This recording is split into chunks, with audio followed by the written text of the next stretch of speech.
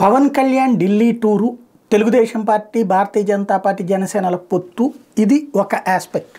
పవన్ కళ్యాణ్ తాజాగా చేసినటువంటి వ్యాఖ్యలు ఒక కీలకమైనటువంటిది. ఏపీలో పొత్తుల మీద సంచలన వ్యాఖ్యలే చేశారు ఆయన.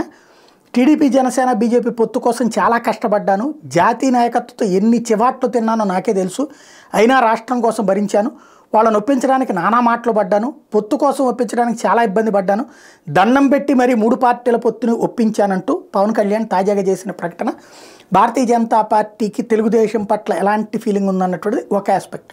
రెండవది వచ్చేటప్పటికి ఇప్పుడు Bharatiya Janata party power sharing కోరుతోంది బలంగా, ఖచ్చితంగా.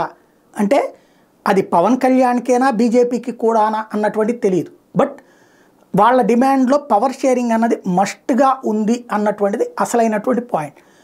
మొన్న చంద్రబాబు గారు ఆఫర్ ఇచ్చినప్పుడు సీట్ల ఆఫర్ చేశారు కానీ పవర్ షేరింగ్ ఆఫర్ చేయలేదు. ఈవెన్ పవన్ కళ్యాణ్కి కూడా పవర్ షేరింగ్ లేదని లోకేష్ కూడా తెగేసి చెప్పేశారు. ఇంతకుముందే ఆయన ఆ విషయాన్ని ఇంటర్వ్యూలో కూడా తేల్చి చెప్పేశారు. ఇప్పుడు బీజేపీ అధిష్టానం పవర్ షేరింగ్ అని పట్టుబడుతుంది. మరి బీజేపీ వెనక్కి తగ్గుతుందా, తెలుగుదేశం సిద్ధపడుతుందా అనేటువంటిది చూడాల్సి ఉంది.